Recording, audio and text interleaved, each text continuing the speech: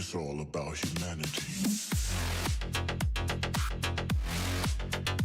About humanity.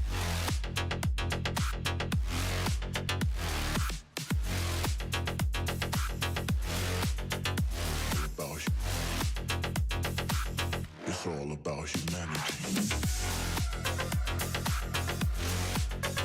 About humanity.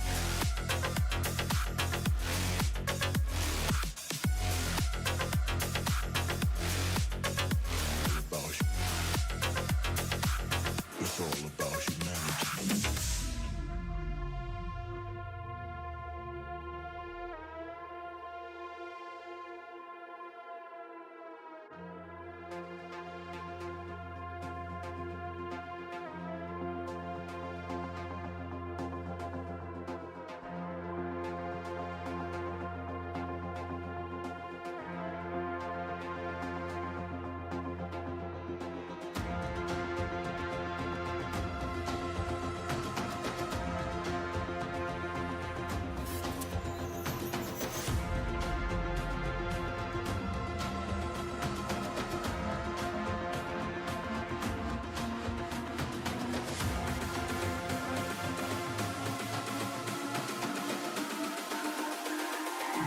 It's all about humanity.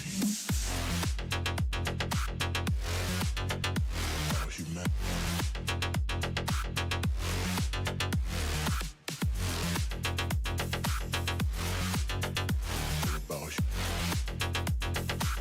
It's all about humanity. About humanity.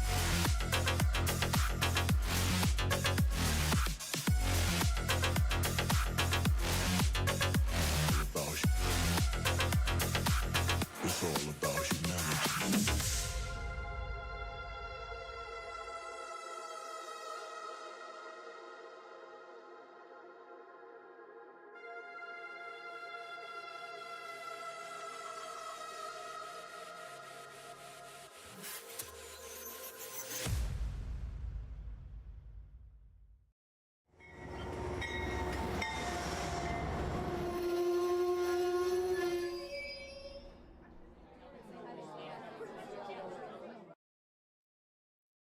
Hello, model citizens. Welcome to Junction. Tonight on Trains and Tech, we are going to actually attempt to run a train, and I do say attempt because I haven't actually tried this.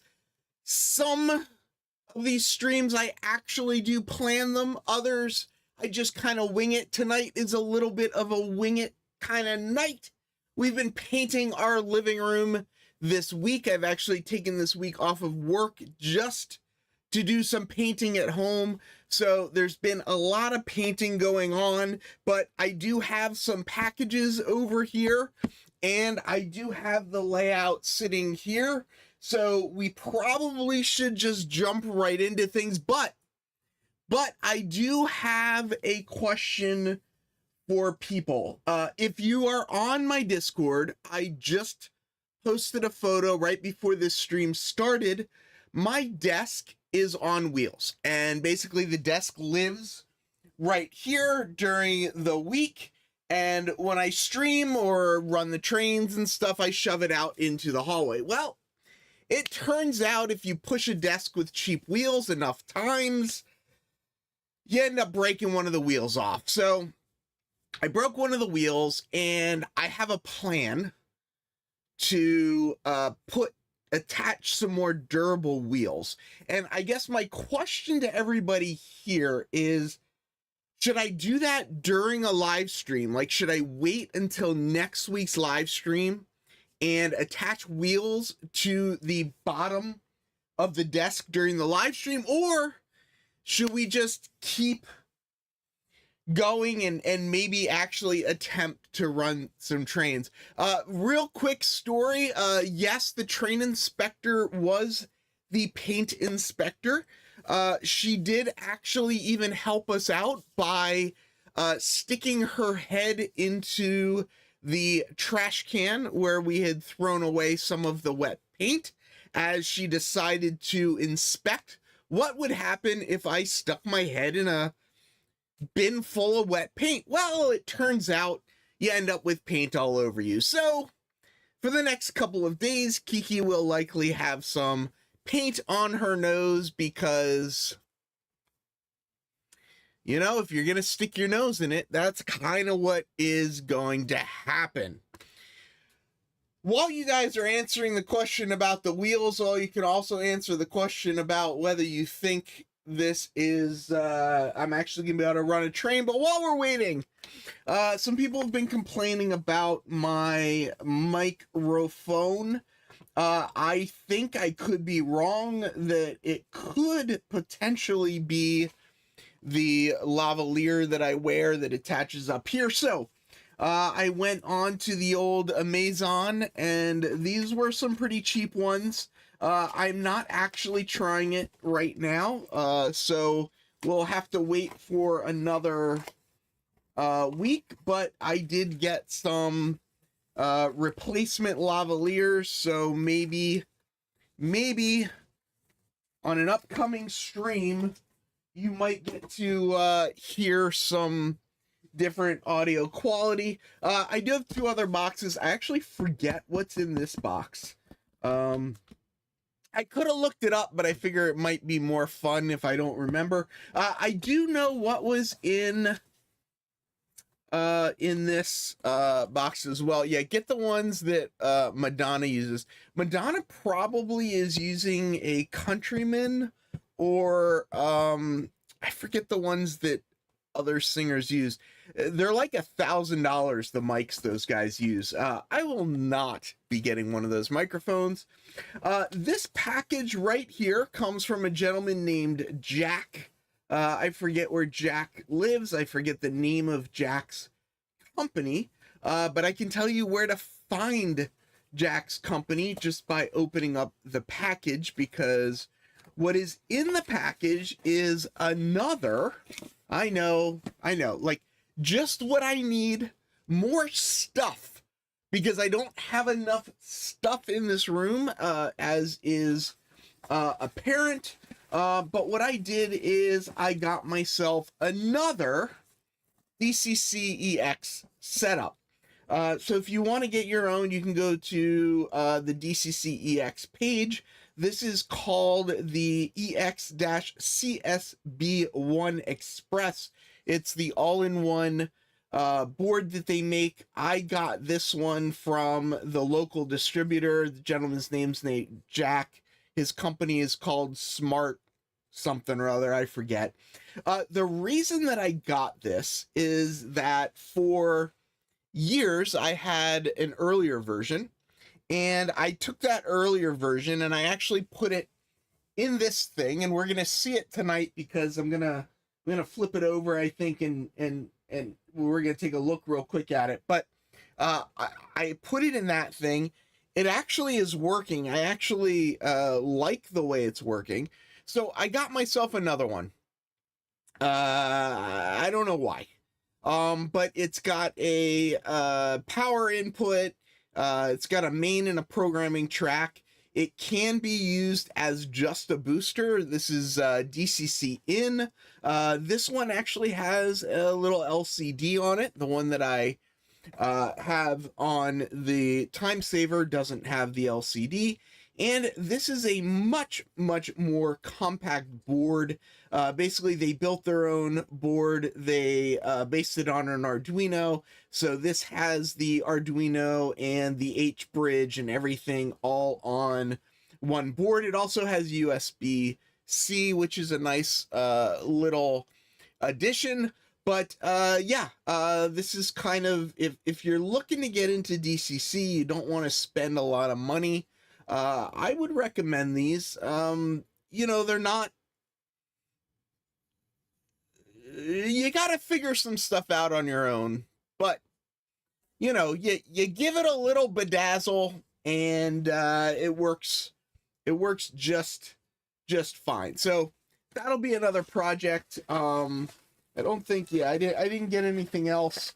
This is a nice box though, so maybe I should save this box and ship some things out to people. I don't know. We'll see what happens. But let me open this other box and I know I'm going through these box openings much quicker than usual because I do want to see if I can run a train. I ended up gluing down all of the track on this thing over here, and I did try to clean it off, but I haven't tried to run a train yet, so I don't know if it's actually going to work. And I've got it set up to run on batteries, which I don't know if it's going to work. So there's a lot of I don't knows. But this package here comes from Iron Planet Hobbies. If you guys haven't been paying attention for the last 3.5 years, Iron Planet Hobbies has been a huge supporter of the channel. They provide a 10% discount for anybody that uses the code HUMAN. I'm curious to see what I bought because I don't remember. I'm sure it's something that I needed, but I don't remember. And when I say needed, you know, I mean, I need more stuff, like I need additional holes in my head. I currently have, you know, the nose holes, the eyes holes, the ear holes. But you know, we'll see. The DCC-EX doesn't come with a full housing. It does come with this little mounting piece. They do have, if you have a 3D printer, there are 3D printable enclosures that you can get. And you just would basically pop this out of the holder, and you can, you know, 3D print your own Shimil Shemazel Hoppin' Steppin' Incorporated, or however that. If anybody can spell out how that, all those words, I will be very impressed. If you don't know what I'm talking about, I've obviously aged myself, but yeah, so it does come with a little mounting, a mounting doohickey. I think it was like $120, maybe? Which, it's more expensive than if you bought all the pieces and parts on your own, but it is, you know, it's already put together, tested, and all that good stuff. So there is that. Yes, that was from Laverne and Shirley, probably butchered, but can you spell out whatever those words are that they say in that song? Because I don't know. Did I cut this? I thought I opened this. Apparently I didn't cut across the top. So what did I get? I don't remember. Oh, that's what I got. That's what I got. Rusty. I was very young when that show was on. You are so old that your name is Rusty. Oh, that was a bad joke. I'm sorry. Your name's always been Rusty. Yeah, look, oh, wouldn't that be great to make a Laverne and Shirley railroad? Okay, so I do remember why I had to place the order. And what happens is anytime you place an order, you know, to make up for the shipping, obviously you have to buy more than just one thing. So the thing that I bought the order for, the reason I placed the order was to get this car right here. I do have some other Happy Halloween cars. I have last year's Micro Mouse Halloween car. I also have the Atlas Halloween car from last year. And even though it's past Halloween, I bought this from Iron Planet Hobbies because I need more cars to sit on my shelf. This is a 50-foot, 60-foot. This is a 60-foot boxcar, which I don't run on my layout. Therefore, this car is just going to sit around and do nothing. But I do run 40-foot cars on my layout. So, therefore, because I need more 40-foot cars, I don't need more 40-foot cars, but I bought this 4-pack brine tank refrigerator. It's a 4-car reefer pack from Econ and Sons. Absolutely not something I need. I don't even know what these cars are from or what they hold, or I mean, they say brine tanks, so were they like pickles? I don't even know. I don't even know. But I bought the Halloween car. These were for sale, so I got these as well. Basically, what this means, of course, is I have to make up car cards for them, along with all the other cars that are sitting up there that I need to make car cards for them. But the Excel sheet that I made it in on a Mac, and I don't have that Mac anymore. I just have the PC, so I have to reformat everything for the PC. So I didn't buy, or I haven't made the car cards for those or this because I need to format everything for the PC. Okay. On with the show. I got some peanuts. If you don't know, all packing peanuts, after they have served their use, they need to go to Sparky 107 up in Canada. That is just one of those things that is a requirement. Now you might be asking yourself, why in the world did I get 40-foot Great Northern cars? Why? It doesn't make any sense. Great Northern cars, nowhere near me, not something at all. But the reason I got these is because of the Timesaver. I thought it'd be fun, in addition to the brand spanking new looking cars that I got that I'm going to run on the Timesaver, maybe just have something a little different. My thought is I'm going to run everything Great Northern. I did see, apparently Atlas just announced that their Great Northern S2 switchers are actually coming out. They're going to be released November, I think, 21st. So I might see if I can pick one of those up, but if not, I do have my Great Northern BLI switcher, which hopefully is going to be what I get running. They ran Great Northern stuff on the New Haven. I actually think, or supposedly, all of these Great Northern cars, after they did their whole painting them in the circus theme and whatnot, I believe they just ran them everywhere everywhere that they were needed. Basically, they just put them into regular service. So, again, another thing that I need to make up car cards for before we can run them on the Timesaver. So I got some questions.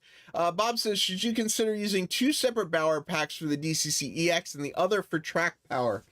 The way the DCC EX works is that the power that you provide, well, for this unit, it's all in one. There's only one power input.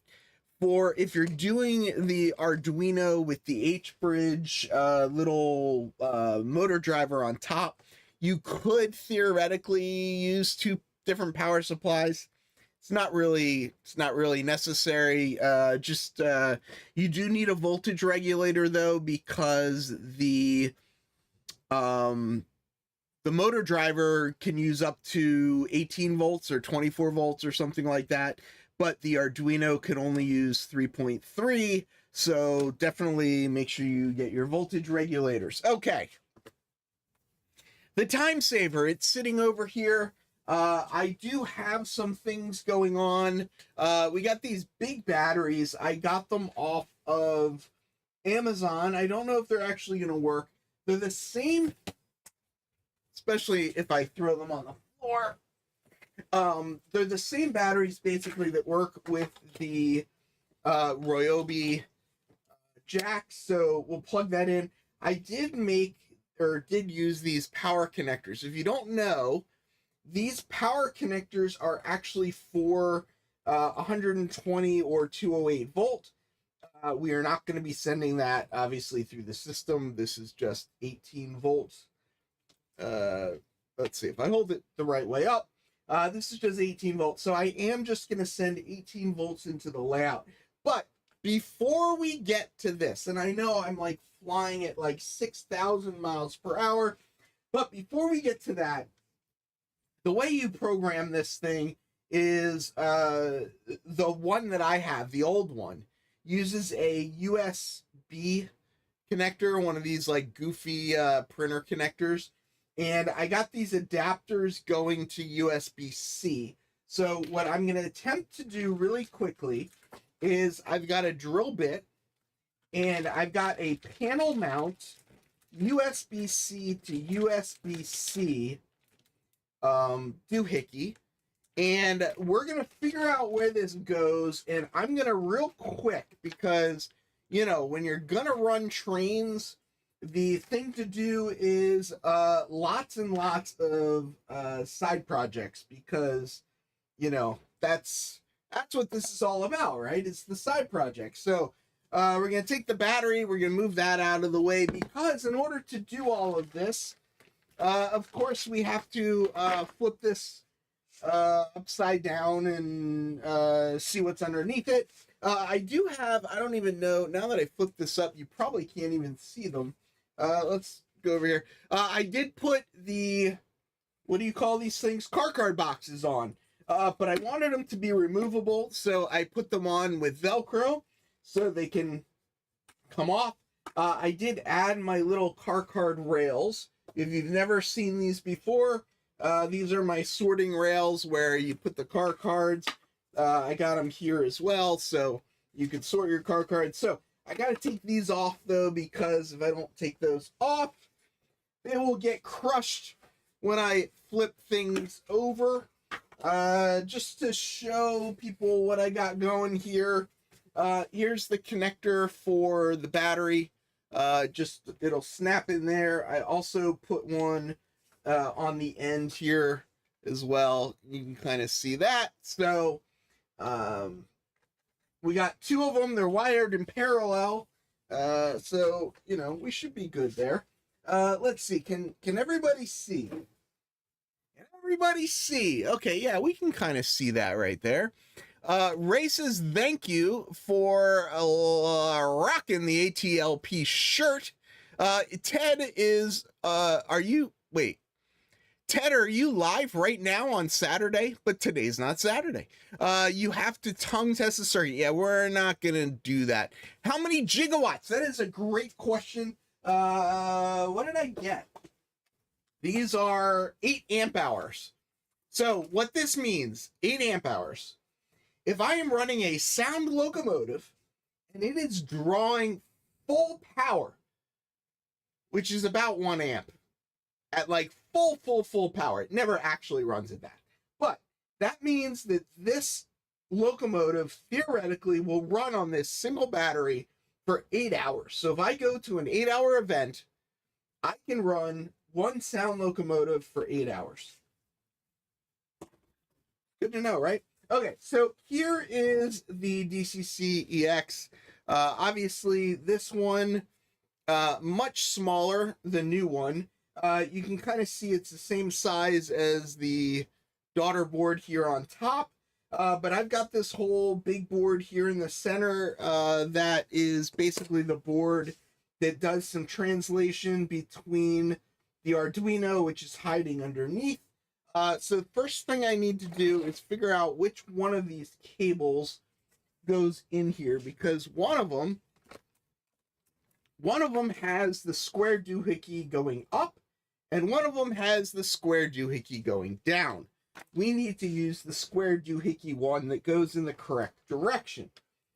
That is the correct direction. So the next thing we need to do is determine where in the world am I gonna see. I don't know that I like that.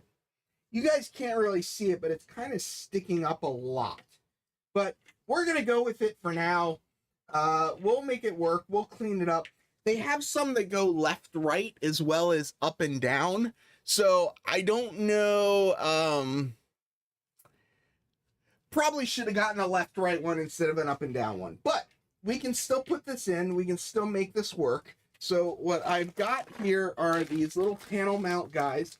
You know, I really don't need to be doing this right now because I'm not actually going to be doing anything that requires programming, but you know, gives me something to do before I fail at trying to run the thing.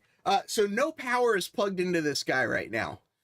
Here is my 18 volt to 12 volt voltage regulator.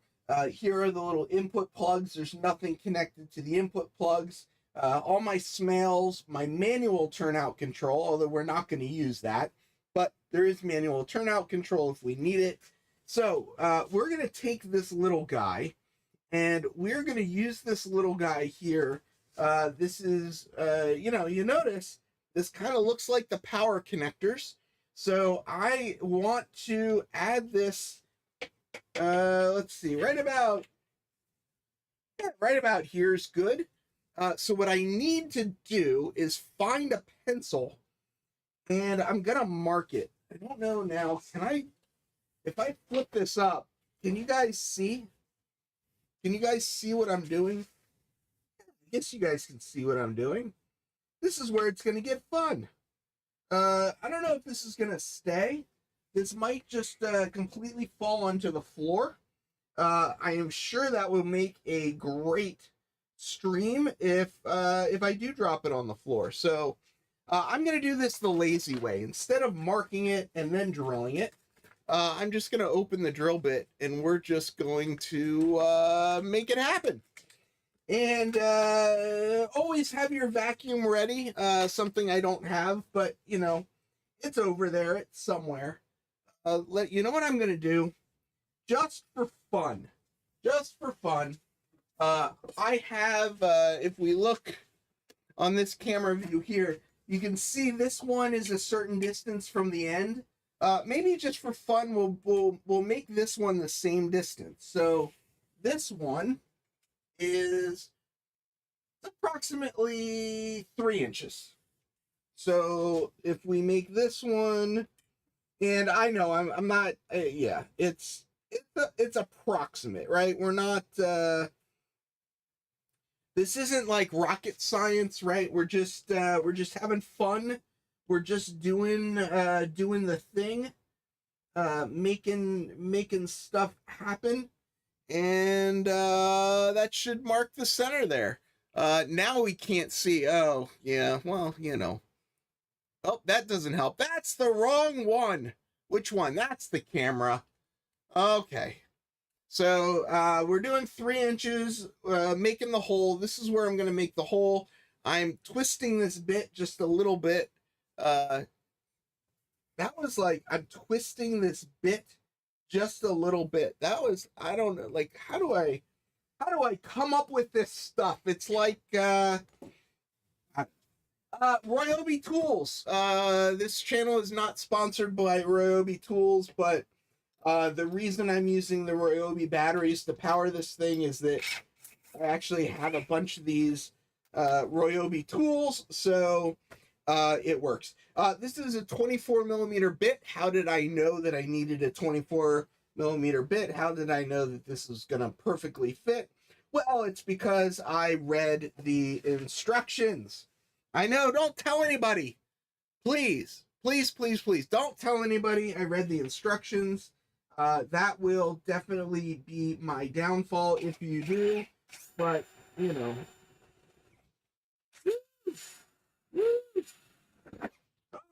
that just busted through. That was much faster than I thought it was going to happen, and it kind of made a little bit of a mess.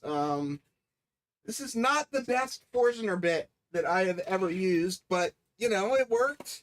It made a hole. Question now is, where's the vacuum? Of course,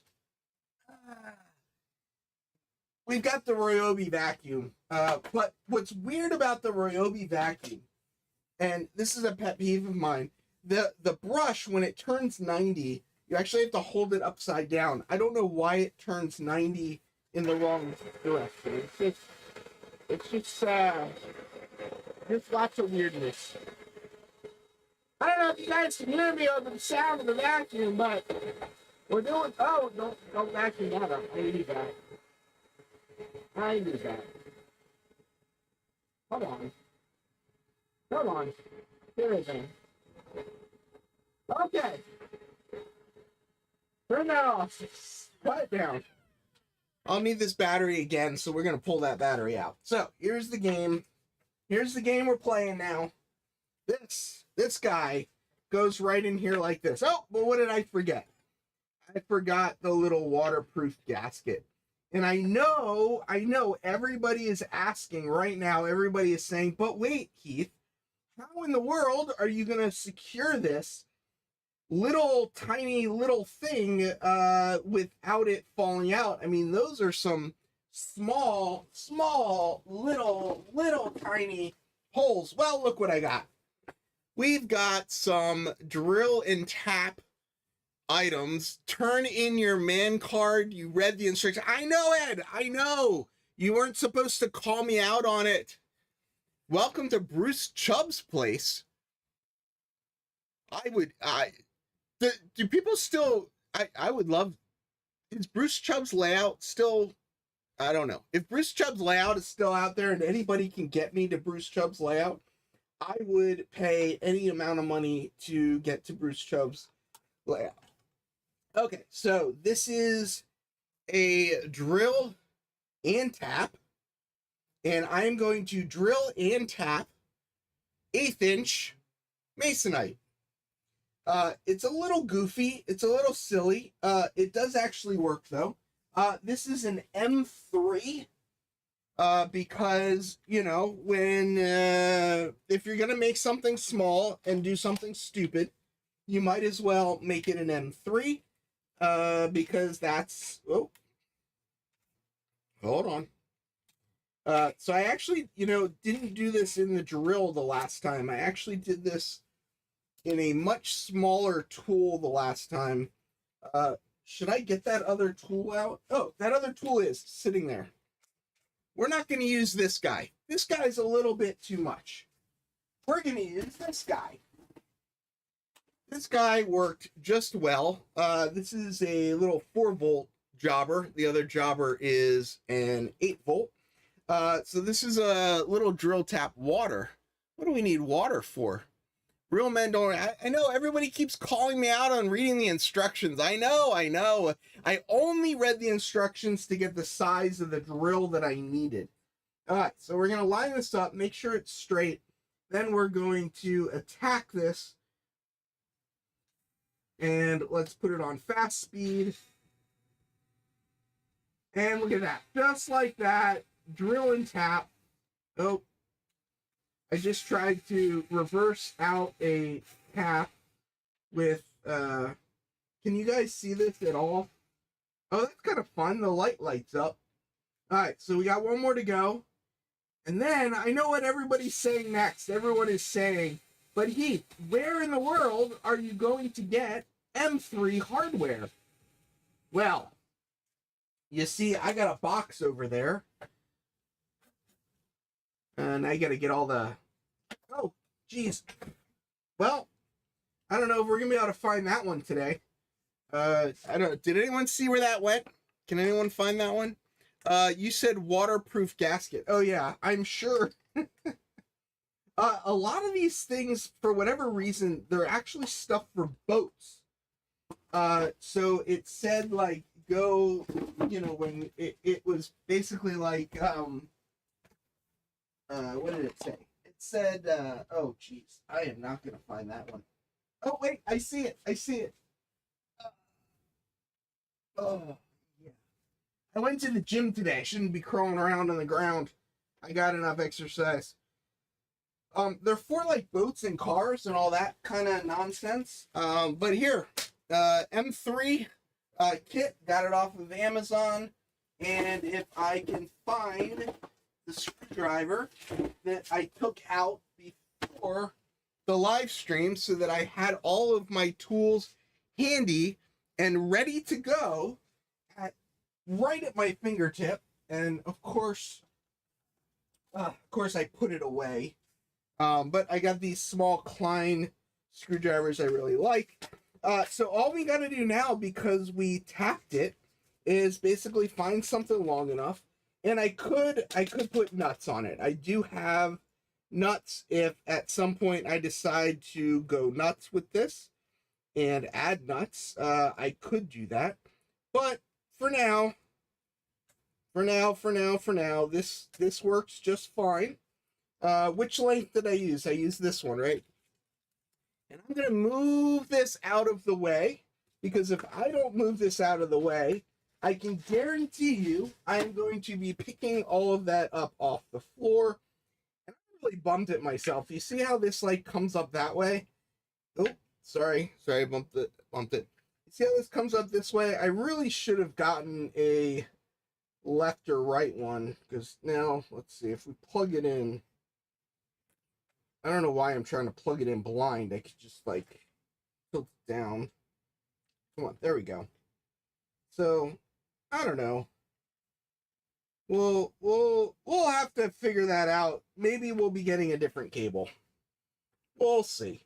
But basically what this allows me to do now is, one, I don't need a stupid USB-C cable. And two, I don't need to get under the layout to program it. This will allow me to program the layout just from the back of it. So if I do end up having an issue, I know you guys can only see my hand. If I do end up having an issue, I can just open up this weatherproof cover,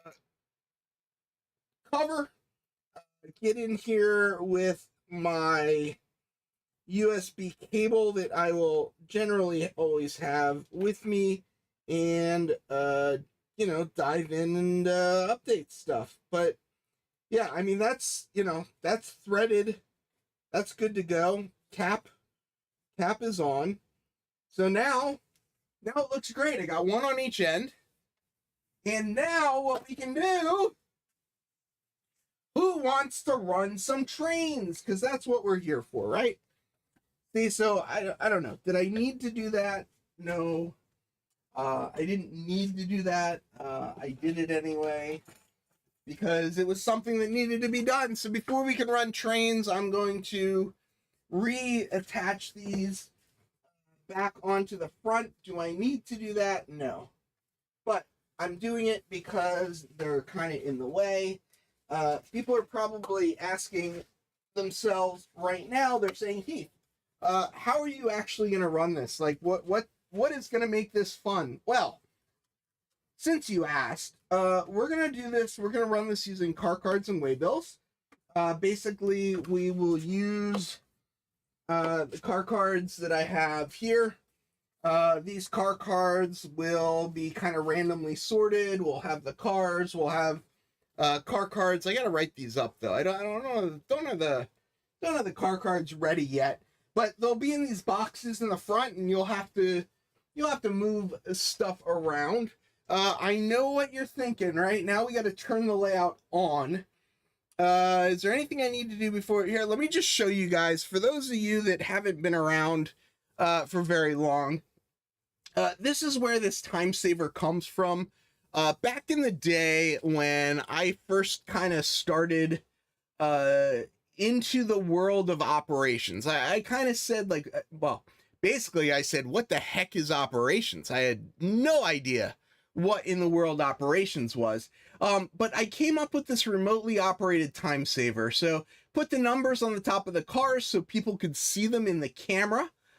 This was the screen you would see when you logged in. You had your throttle, you had reverse, you could throw the turnouts. Here on the left was kind of your challenge, and I have this whole write-up. This is actually my website, if you guys don't know. So here's my current layout, if you want information on my current layout, or you can go and look, here's the switching puzzle, the whole write-up of the switching puzzle, all of the parts list and everything for the switching puzzle. So it's all kind of here if you want to see like where this puzzle kind of came from, why I'm doing this, so this thing was in the what's it called, closet for a while, but I got it out of the closet and decided I was going to attempt to run it. I don't know if you're going to be able to see this next part or not, but what I'm going to do is I'm going to take this battery And when I plug the battery in, we should see some of these lights light up. And if those lights light up, that is a good sign that we are going in the right direction. These lights are basically just little LEDs that indicate the directions of the switches. Once these light up, the DCCEX system will also start coming online. And if everything works as planned, once it boots up, it will actually create its own wireless network. And if I can just get the battery to plug in, which I don't know why, but my brain should be able to do this like blind, but for some reason, oh, maybe it's because it needs to go like that. There we go. Apparently, I mounted it with the lock facing down. It should be the other way. Yeah, see, this one on this end, I did the correct way with the little yellow dot facing up. This one, for some unknown reason, yellow dot facing down. So, that's wrong. We'll have to fix it. Yeah, no, so far we're good. I see lights came on. Nothing is shorting out the track. Ted's got his popcorn ready. And, well, I don't know. It's not alive yet. Not yet. We're getting there. We're getting closer to being alive. Okay, so next thing we're gonna do is I've got this, oh, that's not what I wanted. I got this thing here. This is called an iPhone. I actually have a couple of these. Not really. I don't really have a couple of these. I only have two of them. This one, though, I got a green cover. The reason I got a green cover is because I kept confusing this one with my other one. And I'd go and I'd grab this one and I'd like head off with it. And then I'd realize that I had the wrong phone. So this is my throttle only iPhone. So what I'm going to do is we're going to log in. We're going to go to settings. We're going to scroll down to Wi-Fi. Right now we're connected to Human Studio. I guess I can move that up a little bit. Human Studio, that's the Wi-Fi here in this studio, but I've got one down here that says Timesaver Human City. So we're going to click on Timesaver Human City. It says weak security. Must be talking about me. So now we're connected, right? So if we go here, this is Throttle Card. This is the app that I have been using. If anybody's got a connection to these guys, I'm trying to get in touch with them. I'm actually having a little bit of an issue that I need some help with. But anyway, we're going to go manual connection. I don't know why, but for whatever reason, the first time I connect, every time I connect, I have to type in all the information. So that's all the information, and now I gotta get the now I gotta get this to go away so that I can click the manual connection. See, it says connect down there, but once I do that, it blocks the connect. So how do I? Oh no, we may have found our first problem. 4.1. Oh, go back. If you don't know, 192.168 4.1, that's kind of what the DCCEX comes with when you get it. And yeah, I don't know how to hide that. Okay, we're gonna do this a different way. So I have locked it in this orientation, right? So we're gonna unlock that. We're gonna go here. We're gonna turn off landscape mode, and there it showed up anyway. Okay, so now we're connected. Good news, track power on, track power off, right? Nothing happened. Let's see though. We're gonna try and, if we turn that on and go to turnouts, I think this is 12 maybe. Yep, that's 12. I don't know if you guys just saw that little green light just went from red to green, went back. So Ted is asking a very good question. Ted is saying, why not use Y throttle? Well, Y throttle, the app, has not been developed an inkling in years. This is an actively developed app. So here's another reason, though. I want to make this puzzle. So the whole goal of this puzzle, the whole point of why I am getting this back on the road and back together is I want to take this to events. The idea is I love operations. A lot of people don't really understand what switching is. We all, at every show we go to, we see trains run in circles. I want people to see trains being switched. And I'm not a huge fan of touchscreens. I know there are some people that are a big fan of touchscreens. I'm not one of them. Therefore, I wanted a hardware controller. So if you remember, we were locked into landscape mode. So we're going to go back to landscape mode. We're going to go here. We're going to go back into this. And now when I go to train controls, this is kind of interesting. Right here we go. We're going to select GN 163. I'll show you why we're selecting that one in a second. But what we got now is a list of all the turnouts. You can, I don't know if you can see this guy, but this guy's red right now. And we're going to make that guy turn green, right? So we're good. But hey, wouldn't it be really cool if we could use something like this to control the trains? I mean, what's more fun, that or this? Well, we can combine them. So we're going to combine them like that. And now let's see if I can remember how to do this. I think I hold that and it starts flashing and lights start changing and it's not connected yet. I may need to go to Bluetooth settings. We come in here, we'll go to the Bluetooth settings and it's called Xbox Wireless Controller. It's thinking, it's connected. The other cool thing about this is it's actually got, what's that called? Haptics. So like when you push buttons and stuff, things actually change. So I don't know if you can see it, but when you move this back and forth, look right here, you can see the direction changing. And when you throttle up, you might be able to just make out that the throttle's going up. You can hit stop and go down. So we can, go to, we want to change 12. We'll hit the button and 12 will change. So now I've got this whole controller. And you might be saying to yourself, gosh, these lights are like weird. And they are. And I should be able to,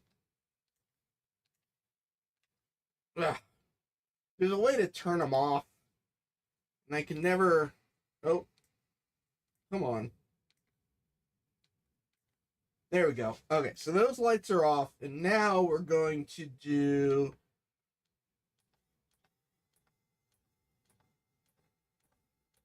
This is always hard. There we go. Okay. All those lights are off, so now we're good to go. Doesn't place Space Invaders. John probably 3 to 4 times Heath's end. So what are we talking about? Can I use Engine Driver? You can run Engine Driver. Actively developed app that few heard of. If you won't, Ed, you have a Y throttle app. All right, so this is pretty cool though, right? And so what I'm gonna do is I'm gonna go to turnout 11, which is this guy right here, and I need to make it oh, it looks like it's inverted. Oh, there we go, green. Oh, no, that's right. So that says green. That's green. We're good to go. It's stopped. So, what is next? What is next? What's the cheat code? Yeah. Oh boy. You won't be able to tuck it under your arm and go. So let's see. Let's end the poll. We have 29 votes. Do we only have 29 people watching? Like, did nobody show up today for the stream? Am I the only person here watching today? I mean, it could be. I mean, I wouldn't put it past me that I'm the only person here. It is telling me I have to log in to see how many people are here. Come on. What are you doing, Heath? Pop out. There we go. Battery power versus Timesaver. There's 37 people here and there's only 29 votes. What went wrong? John says people are saying 36. There was a poll. There is a poll still. 30. John says 35. He's not here anymore. So there you go. Why throttle is known until you message this. It's called a throttle card. Oh, you've never, well, you know, now you'll know. Okay, let's just end this poll. Enough people have voted. What the poll said is, does it run? Can I run a train on the Timesaver? Yes, of course, you're amazing, 48%. Maybe, but only on alternate days, 45%. No way, not even with help. I know, Rusty. I wasn't going to say anything. I was just going to let you go. Okay. So I think the biggest problem I'm going to have, I like the sound of BLI locomotives. I think BLI locomotives look fantastic. I don't feel like they're always the best runners, but this is the only Great Northern locomotive that I have. Therefore, this is the locomotive, the Great Northern locomotive that we have to run on this layout. So this is what we're going to run. And we're just taking all the foam out because, you know, every locomotive needs to come with a bunch of foam. We're going to put this guy right here. I don't even know. He's on the track. I wasn't sure if, like, the sound was going to, like, start up right away or what was going to happen. Let's see. Mute. Oh, interesting. Oh. Mute. Yeah, I don't know. I don't know if this thing's going to run. Hey, wait. Look. Oh, I spoke too soon. It ran like half a... Oh, there we go. There we go. Oh, and it stopped again. Oh, and it stopped again. Probably should have ran this a little bit before the session. Click it back to reverse. And, oh, interesting. When you change directions, it seems to set back to 0. Dirty track. It'll eventually work, right? I kind of got a train moving. Does that count? Does this count? I don't know. Yeah, I don't like that. When you switch from forward to reverse, it stops it. And I'm actually going to turn this around. I'll show you why I'm going to turn this around. One thing that I like to do is, if you notice, forward is in that direction, reverse is in that direction. So when you hit the button to reverse or hit the button to forward, I want them to be in the direction that the train is moving. I think that makes more sense. So I don't know. I mean, it's kind of running, sort of, maybe. I guess we still need to mess with it, right? Okay, so we'll stop it there. Oh, stop. There we go. Now we're going to take turnout 11, and we're going to throw turnout 11. And then we're going to reverse it, and we're going to see if we can't go backwards. And maybe we'll... what turnout is that? I need to... Hold on, stop. I don't know why it's not stopping. I don't know why it's not stopping. That's kind of a problem. But anyway, I think that's turnout 11, 12, 13. So, oh, it says it's green, but it's obviously not. There we go. All right, now I should be able to run this guy in reverse, maybe. And he should come all the way over to here. And then what I should be able to do is throw, oh, come on. I should be able to throw this turnout right here, turnout 13. Come on, keep going, keep going, keep going.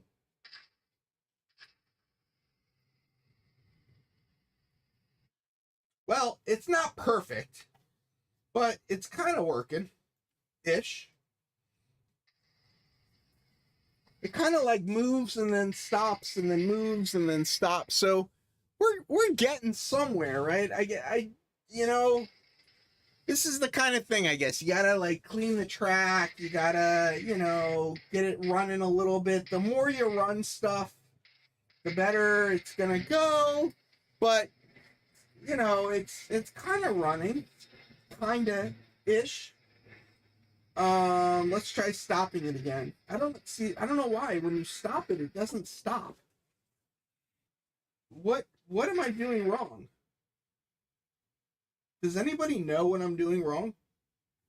Like I hit stop and it goes to 0, but it still moves. So we're gonna go down to 16 and we're gonna make 16 green. Oh, it is green. We're gonna make 16 red. So 16 just threw over here. Now we're going to reverse and should come up here now. Now, I don't know if this section of track is going to work. This section of track might be dead. It's set up as the programming track. Yeah. It's, the wires seem to be crossed. I gotta fix that. So we'll go forward and we'll get out of here. So I'm going to bring the loco back here, and then I'll show you guys the next step of this. So stop it. See, it's not stopping. Stop. I don't know why it's not stopping. That's really annoying. Who knows why it doesn't stop when I say stop? I want to bring it right here. I mean, it's kind of running okay, right? I mean, it's running-ish. Here, watch. Ready? Can everyone see? Stop. Oh, geez. Now it stops on a dime. Oh, no, now it's still going. Stop. I don't know what's up with that. Use the brakes. So that's the thing. BLI locomotives don't have brakes. So, no brake. Digital signal's not clean. That is probably very, very true. So the goal now is going to be to get a bunch of these cars. And if you guys go way back into my past, you'll see all of these cars have been changed to metal wheels and the latest RDA microtrains couplers. And the reason for that is that back in the day when I wanted this to be remotely operated, I put all of these magnets in. So the idea is that you can use the magnets to couple or uncouple, as it may be, and then you don't have to touch the cars. So that's the layout. I guess I gotta probably clean the wheels in the locomotive. I got to figure out why it's not stopping. It might not be stopping because of some dirty track. That could have something to do with it. Maybe there's some Wi-Fi thing going on. I don't really know, but we'll keep working on it. But I just thought this was kind of a fun way to, you know, run trains. And, you know, I think it'll be... Come on. I think once I get the bugs worked out, I think this could potentially be enjoyable at a train show. Maybe, you know, maybe with the, you know, with the remote, you know, it'll be something and people can, you know, either touch screen it or use the buttons, depending, however they want to do it. But we'll figure it out. So whoever said that I was going to be able to run a train, you would be correct. We are actually running a train. I do have to kind of bump it a little bit, but oh, and now the horn is stuck on. That works. But yeah. Oh, I just turned the turn. So yeah, it's kind of neat, right? I mean, all this stuff kind of works. It kind of like all happens. Just got to get the track a little more reliable. It's got to be dirty, right? I mean, that's got to be what it is. I don't know. So, this thing just starts randomly making noises. It's a BLI locomotive. What do you want from it?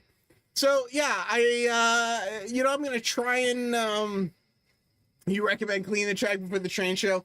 But we will definitely do that. It could be RF interference. I mean, it's Wi-Fi though, so it's not really RF. So I'm not really sure. I don't know. I'll work on it. We'll see. How many cars do you envision? The way I usually run this, at least back in the day of this guy, is I ran it with 10 cars, and depending on you, if you were beginner, intermediate, or advanced, you would either have 4, 6, 8, 10 cars to switch.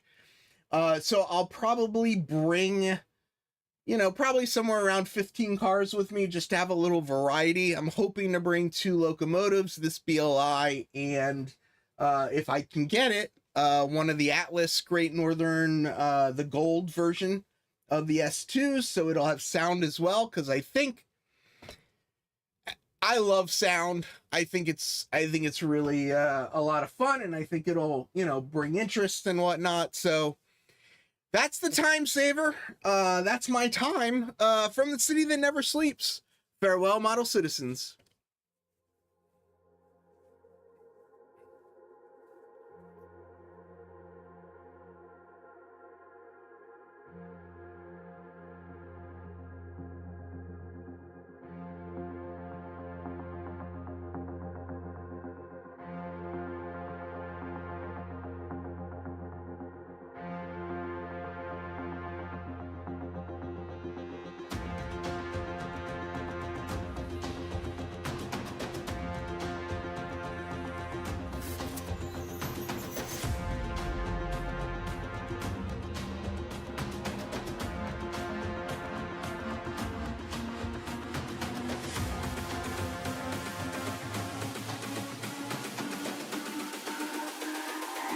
It's all about humanity. About humanity.